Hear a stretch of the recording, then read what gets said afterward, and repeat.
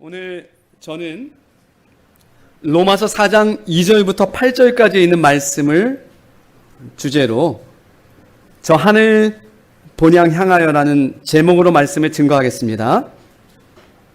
하나님의 말씀 로마서 4장 2절입니다. 로마서 4장 2절입니다.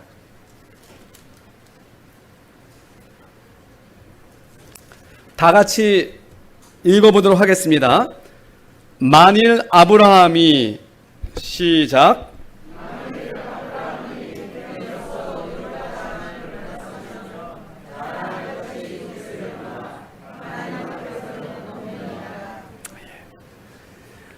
여러분, 유대 나라의 교사들은 아브라함이 행함으로 의롭다 하심을 받았다고 아주 굳건히 믿었어요. 흔들림이 없었어요. 그들은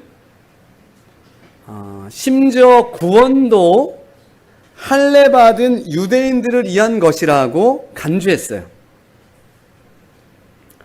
외경 중에 희년서라는 책이 있습니다.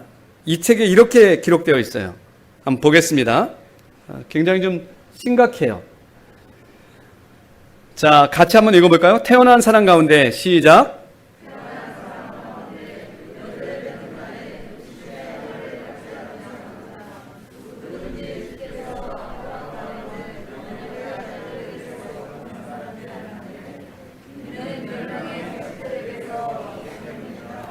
그러므로 그는 땅에서 멸망받고 멸절이 될 운명이기 때문에 주님께 속해 있다는 것을 보여주는 표징이 있다 없다?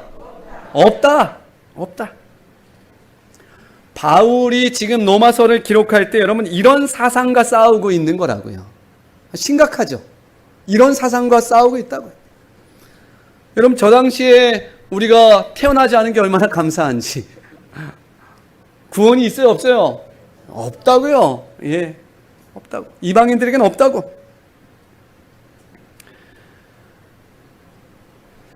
로마서 4장에서 바울은 이와 같은 유대인들의 이 사고의 틀 전체의 이의를 제기하고 그 사상을 무너뜨리고 있어요. 바울은 그의 논리를 입증하기에 성경 말씀으로 돌아가는데요. 우선 로마서 4장 3절입니다. 같이 보겠습니다. 성경이 시작.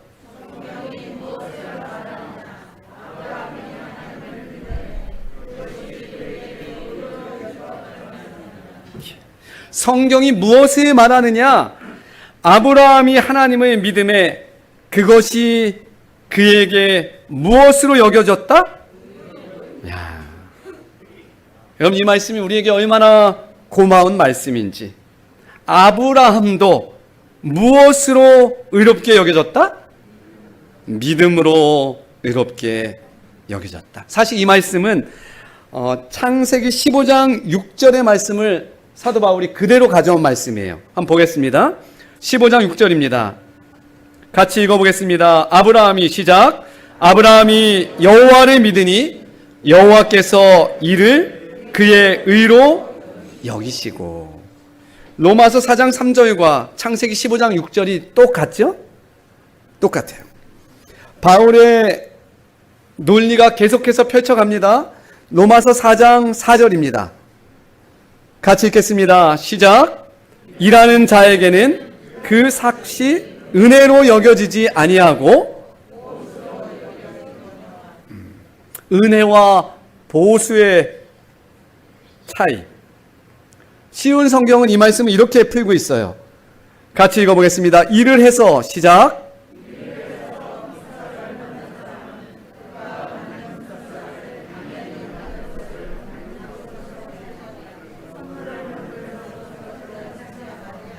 예. 이해가 되십니까? 일을 해서 품삯을 받는 사람은 그가 받는 품삯을 당연히 받는 것으로 생각하지 선물로 받는 것으로 생각하지 않는다. 여러분 은혜와 보수 달라도 너무 달라요. 그죠? 은혜와 보수가 얼마나 크게 다른지 제가 좀 알려드리겠습니다. 삼육대학교에 가면 여러분 그 건물 보셨나요? 바울관이라고 있어요. 바울관. 예. 바울관 보셨어요 혹시? 예. 보신 분들이 꽤 여러분이 계시네요. 제가 군대에서 갓 제대하고 복학한 다음에 그 겨울 몇몇의 선배랑 제 친구랑 함께 바울관 짓는 아르바이트에 동원됐어요. 2주 정도 일한 것 같아요. 제가 한 일이 뭘까요? 제가 한 일이 벽돌에 져서 그 얼기설기 만들어져 있는 옥상까지 저 올리고 모래도 져서 올렸어요. 그리고 뭐 공사장 말로는 오비끼 그 기둥 뭐 그것도 날아가고 뭐 그런 일을 했어요. 위험한 일도 좀 있었어요. 제 친구는 그 겉에 이렇게 얼기설기 이제 기둥 만들어 놓은 그곳에서 이제 뭘 이렇게 작업을 하는데 한 4층 정도 되죠. 그 꼭대기에서 이 나무들이 와르륵 무너져 가지고 대롱대롱 매달려 있었어요. 예. 그 큰일 날 뻔했죠. 거기서 그냥 뚝 떨어질 수도 있는 상황인데 어떻게 이 나무들이 무너질 때 거기 매달려 가지고 겨우 살았죠. 지금 목회 잘하고 있어요. 예. 다행이에요. 아주.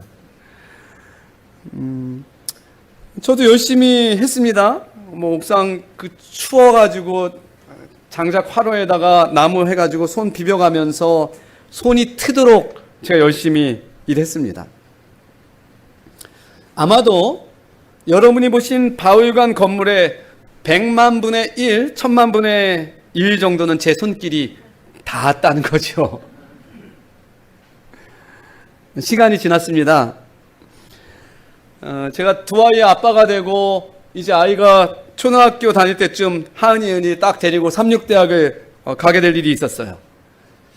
근데 제가 얘네들을 데리고서 바울관 앞에 딱 쓰게 됐습니다. 뭐 일부러 간 건 아닌데 어떻게 바울관이 딱 앞에 있네요. 감회가 새롭잖아요. 그 겨울 제가 열심히 고생해가지고 제가 얼마나 일했다고요? 2주 했다고. 2주. 예. 아이들을 양옆에 두고 제가 부릅니다. 하나, 예은아, 저거 보이냐? 저거? 뭐요? 저 건물 저거. 저게 바울관이야. 뭐 아이들이 시큰둥하죠. 네. 저거 내가 지었다.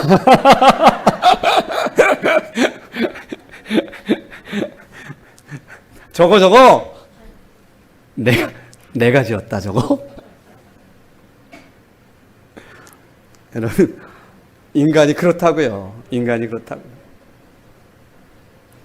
은혜와 보수는 전혀 달라요. 전혀 달라요. 하나님께서 그래서 이 부분은 아주 경계하는 부분이에요. 아마 여러분 제가 바울관을 위해서 0.000000001 정도를 뭐 어쨌든 했잖아요. 그죠? 제가 뭐라 그래요? 저거 내가 졌다고 이야기해.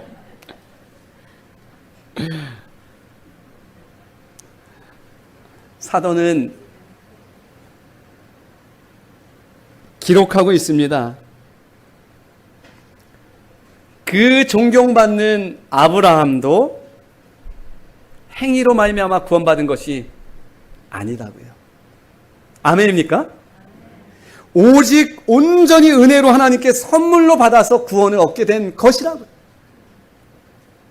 로마서 4장 5절입니다. 같이 또 읽어보겠습니다. 이를 아니할지라도 시작.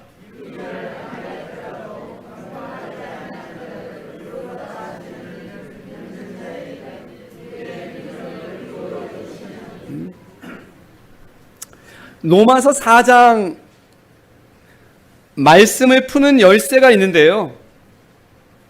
그 열쇠는 이 단어입니다.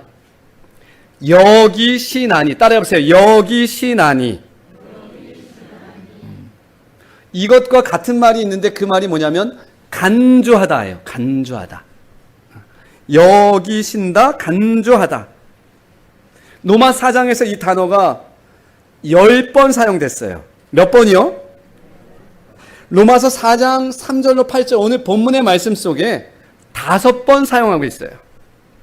믿음을 의로 여겨주신다. 믿음을 의로 간주해 주신다. 아멘. 여러분, 우리가 예수님께 나아올 때 발생하는 일이 있어요. 가엾은 기별은 이렇게 표현하고 있는데요.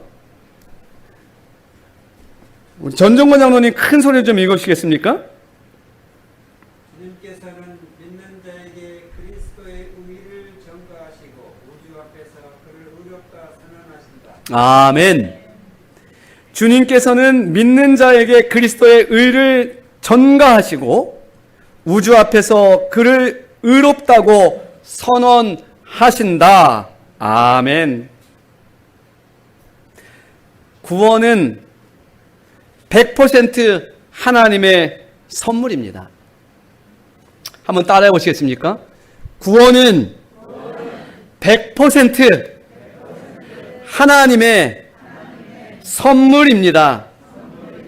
아멘.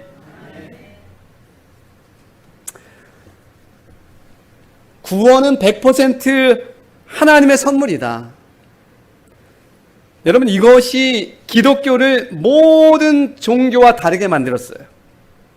인간의 도덕적 체계와 구별시키는 가르침이 바로 구원은 100% 선물이라는 이 기별이에요.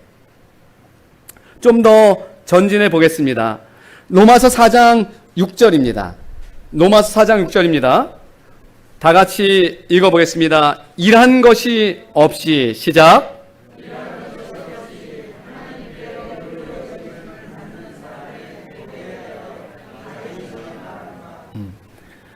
바울은 여러분 이 귀한 진리를 전하기에 또 한 사람의 이름을 언급하고 있어요.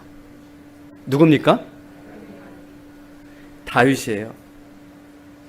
여러분, 다윗은 아브라함과 모세 다음 정도로 이스라엘 백성들에게 존경받는 인물입니다. 그렇죠?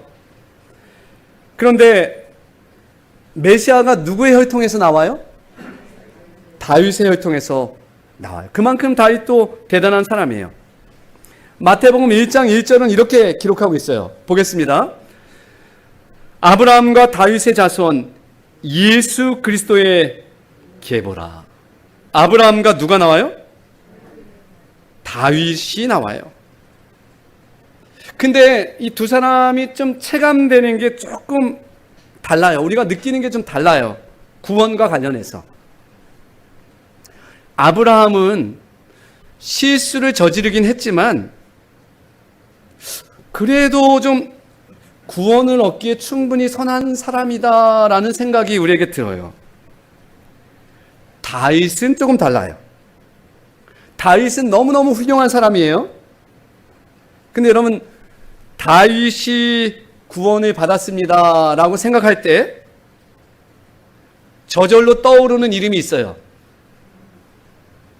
다윗이 구원을 받았습니다.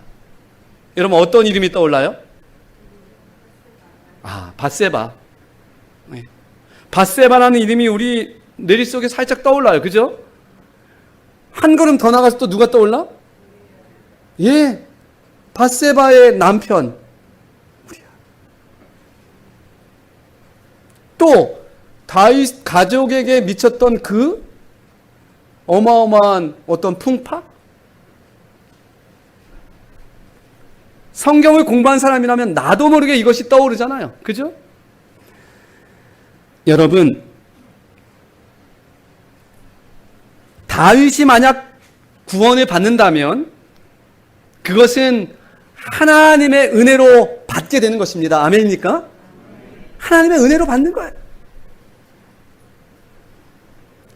다윗이 구원을 받는다면 누구도 가능성이 좀 있을 것 같아요? 나도 좀 가능성이 있을 것 같아요. 나도 좀 가능성이 있을 것 같아. 여러분, 중요한 게 있어요. 근데 누구도 다윗이 구원을 받지 못할 것이라고 생각하지 않는다는 거예요. 맞습니까? 이것은 생각해보면 중요한 교훈을 우리에게 던져줘요. 그것은 뭐냐면 아브라함이든 다윗이든 십자가 앞에서는 평등하다는 거예요. 생애에 아무리 죄가 많든지 우리의 과거가 죄로 얼룩졌어도 우리가 십자가 앞에 설 때는 평등합니다. 아멘입니까? 더 나아가서 십자가 앞에는 아브라함도 다윗도 나도 심지어는 십자가에 매달렸던 강도도 평등하게 서 있다는 거예요. 감사합니까? 여러분, 이것이 성경이 전하는 복음이에요. 하나님의 생각은 사람의 생각과 전혀 달라요. 세상의 평가 기준과 전혀 달라요. 하나님의 자비의 폭은 매우 넓고 하나님께서는 믿음으로 우리의 구원의 길을 열어놓으셨어요. 그래서 다윗도 십자가의 강도도 나도 아브라함도 우리가 은혜로 구원받을 수 있는 사람들입니다. 여러분, 다윗의 글이에요. 32편 1절로 2절입니다. 같이 읽어보겠습니다.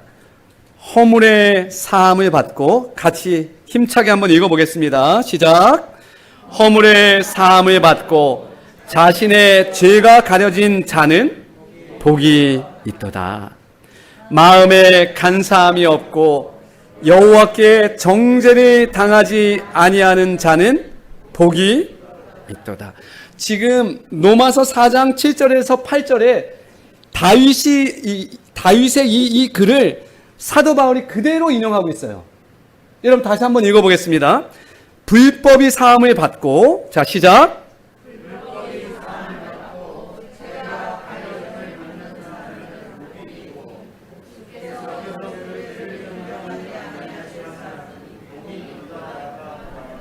똑같은 표현입니까? 바울은 행복을 정의하고 있어요. 여러분, 모든 것을 다 가진 것처럼 보였던 다윗. 그러나 다윗이 진짜 행복할 수 있는 유일한 길이 있었는데 그게 뭐냐면, 이것은 우리에게도 동일하게 적용되는 일이에요. 로마 4장에서 이렇게 정의하고 있다는 거예요. 일한 것이 없이 하나님께 의로 여기심을 받는 사람,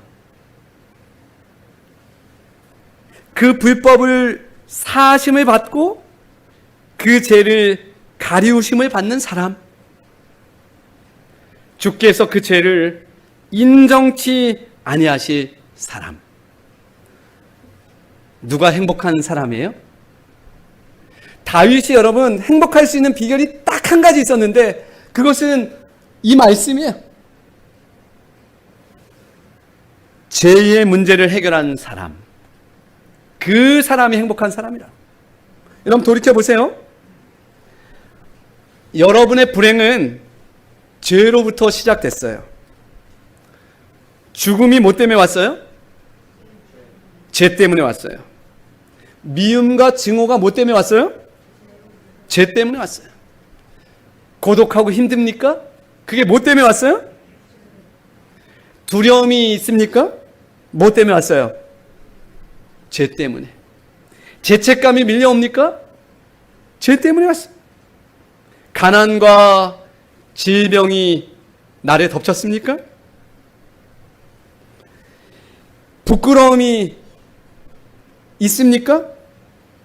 왠지 여러분 이 기원을 찾아가 보면 죄예요, 죄.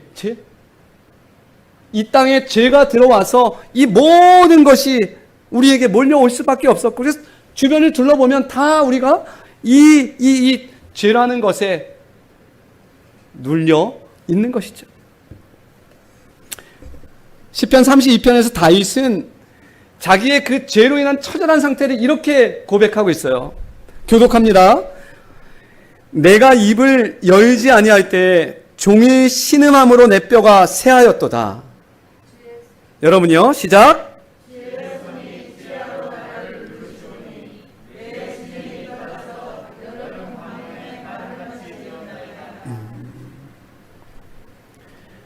종이 신음함으로 내 뼈가 어떻게 했다고요? 쇠하였다. 내 진액이 어떻게 됐다고요? 빠져서 여름 가뭄에 마른같이 되었나이다. 여러분, 이것이 다윗이 가장 큰 죄, 여러분들이 상상하는 그 큰 죄를 지었을 때의 모습이에요. 죄는 이렇게 무서운 것입니다. 그런데 죄인인 다윗에게, 죄인인 우리에게 예수님의 보혈이 흐르고 우리의 마음의 문설주에 주님의 십자가의 보혈이 적셔진다면 이것은 또 다른 이야기가 됩니다. 하나님은 유월절의 그 밤처럼 우리를 구원해 주실 것이고, 그리고 우리에게 뭐라고 이야기하셔요? 의롭다 여겨 주시는 거예요. 아멘입니까? 여러분, 이것이 로마서 4장의 이야기예요.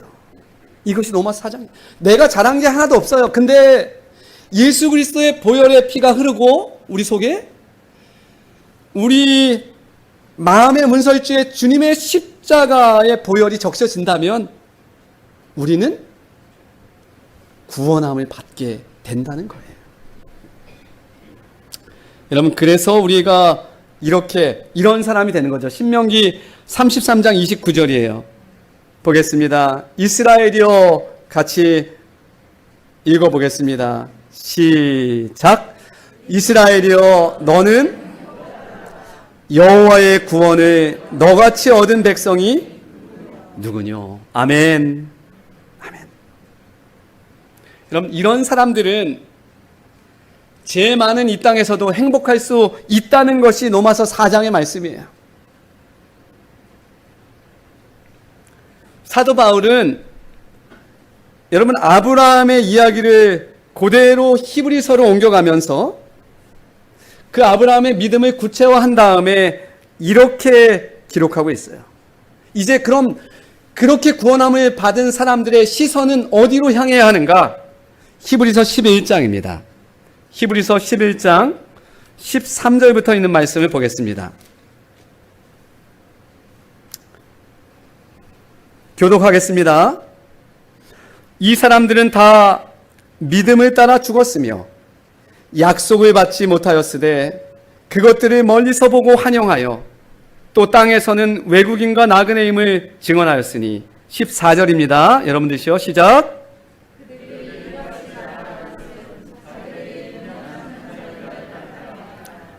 그들이 나온 바 본향을 생각하였더라면 돌아갈 기회가 있었으려니와 16절을 다 같이 또 읽어보겠습니다. 그들이 이제는 시작.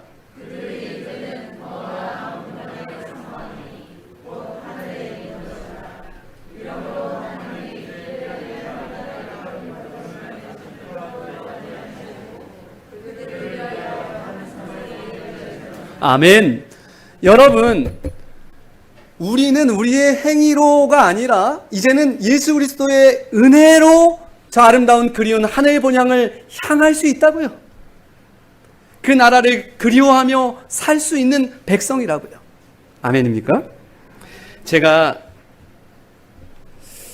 며칠 전에 우리 오영석 목사님 그 장례식장에 참석했어요. 장막봉에 우리 장애 행복 캠프 후에 왔기 때문에 제가 발인 예배로 좀 참석을 하게 됐어요. 근데 그곳에서 저도 하나의 소원이 좀 생겼어요.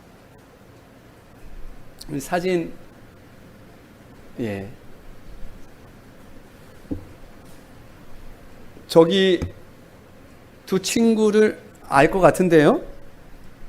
오영석 목사님 따님인데,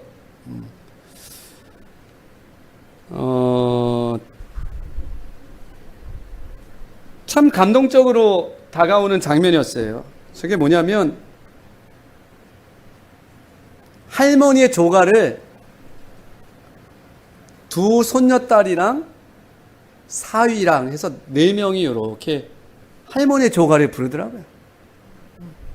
저는 그런 모습은 처음 봤어요.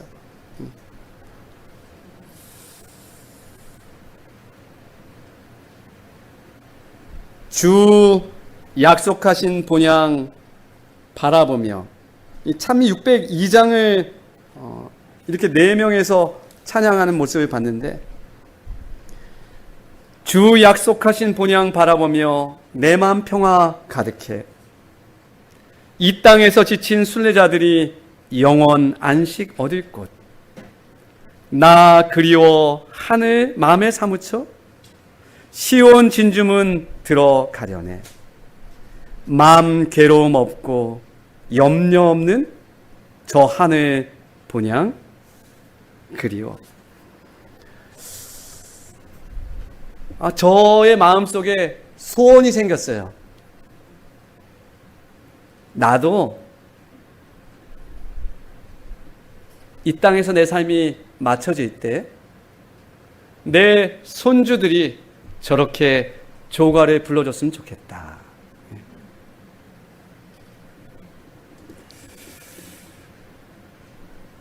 여러분, 이 어머님의 삶이 그렇게 순탄하지 않았어요. 제가 이렇게 오용석 목사님 나오셔서 마지막에 어머니 삶에 대해서 이야기하시는 것을 잘 들었습니다. 그 삶은 고달프고 고단하고 힘겨운 삶이셨어요.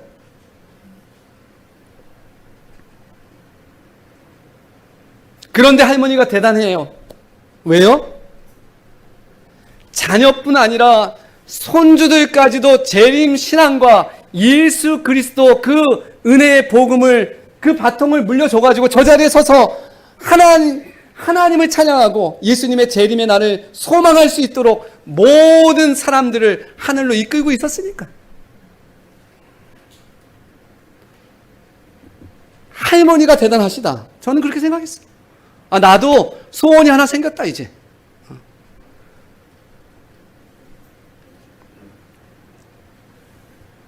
사랑하는 장애동교회 성도님들이시죠? 이 땅의 삶은 다 고단해요. 그러나 그럼에도 불구하고 여러분 기억하십시오. 예수님께서 우리를 선물로 구원하셨음을, 아멘입니까? 이제 우리의 시선은 그리운 본향을 향해야 한다는 것을, 주춤주춤 할 것도 없어. 괜찮아요. 주님께서 이미 다 이루어 놓으셨어. 우리도 다윗처럼 우리의 죄가 용서받았음을 고백하고 하늘 본향을 향해서 나아갈 수 있게 되길 바랍니다.